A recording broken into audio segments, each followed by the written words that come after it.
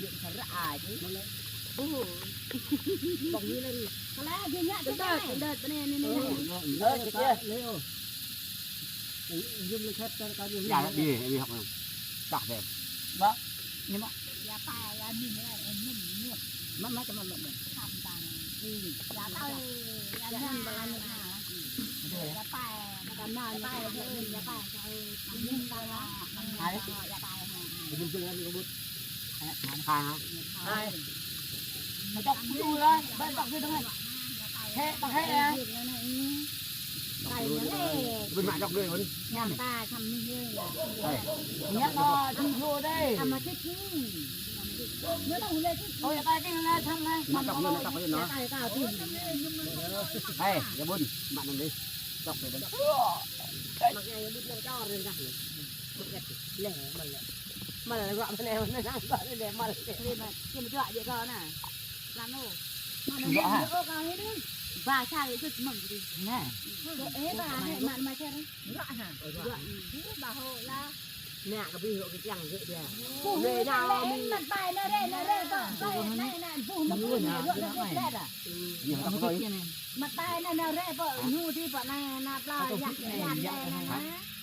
ruột cái nhiều ơi lo lại rồi nào vô đi dạ mau rồi ngắn chặt áo đi chặt lên đây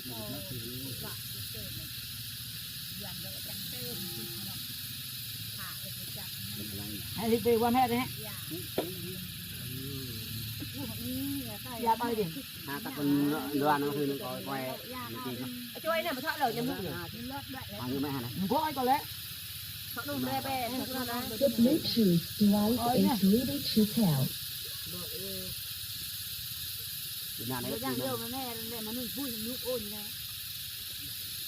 Ông già con, đi cái gì đó. Ta cho cây xe nó lý. Về đấy con. Đồ cơn qua mất vay mất chơi nó coi như vậy. Mình được lẹ được 10 bạc ra. Cột này được lẹ. Lẹ cha ta này ấy em bột lẹ này lẹ này ta thao về là nó như này nó có cái họ lẹ thì mà làm đây có cái này nó cái lại có tay bỏ mà có cái gì thở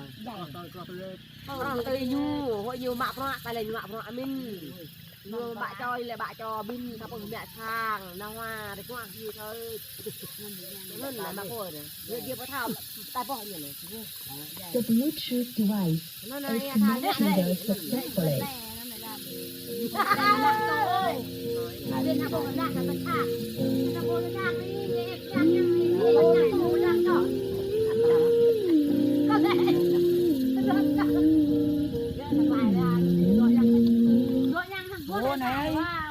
thằng ma nuôi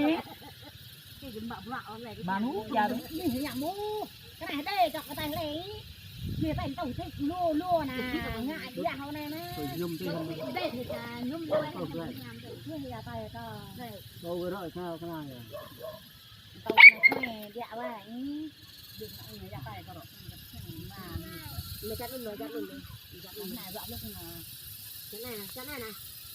cái không phải những đồ mù nọ những cái chức gì với cán bộ vì cũng rẻ thân sơ khủng và 600 ba vẫn chưa không rẻ 50% không đồng không ngừng tay vì cũng rẻ hình giá từ một giá này rồi chúng ta luôn ngay bạn mà lằng rồi cái miếng nó như mà kinh ngồi hai tay là cái pro bạn đi được cái bên nhốt và một bình đã lăn tay và bài pro bài bạn cho là bình thường là các người ba làm đây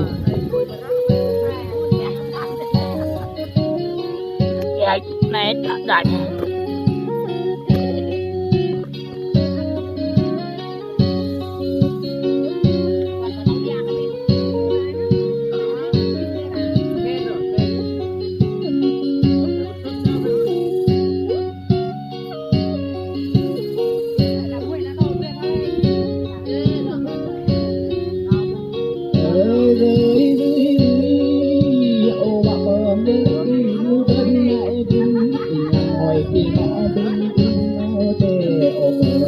đi tham gia con lệ cho hương tham gia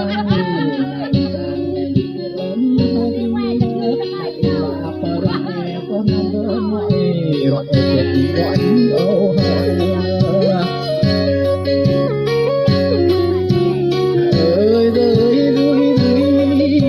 mà là tôi em nó cây đi ô vào về hụt mỏi hơ ban đánh vời và hàng mỏi hơ lỗ đánh vời cô mà nát để ngồi kia bông em nhỉ cô tranh làng yên thở và chót đánh vời ô màu rồng cô tranh em đi ra vời ô nát in ta chính bình hơ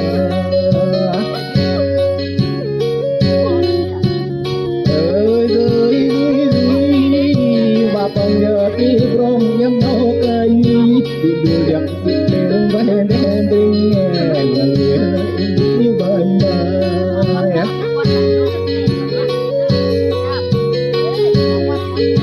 thằng nào tới chiêm ba đòi ô xa đếch vời ô cây liềm và của má rồi bơm đếch vời ô anh đừng yêu để khởi hồn nó nghĩ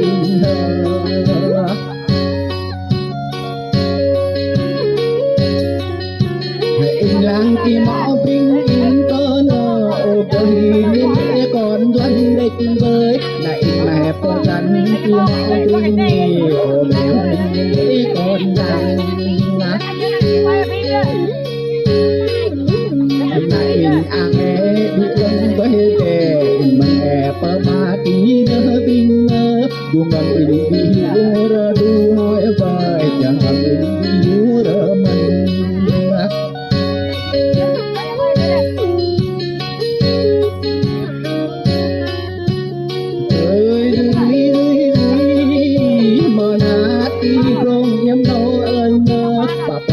tơ chỉ ba bên lệ tơ chỉ tơ tình tơ ế ngầu đê việc là hạt đơn phá về lúc sợ nơ tơ một làng bà về ôi sợ nơ tơ chung bà bạ đế tơ ế với bình tơ đế bà bạ đế lòng lao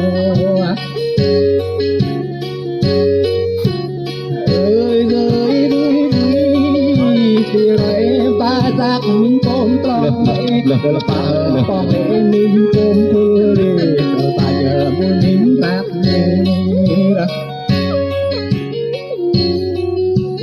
tờ bà thì để mình tôm coi tờ bà ngồi lên mình tôm rất mau đi tờ bà tập mình tôm lệ con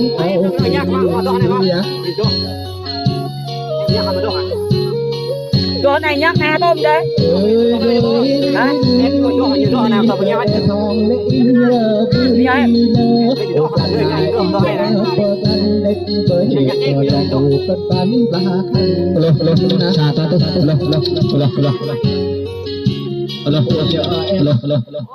Xin chào tất cả các bác nhà.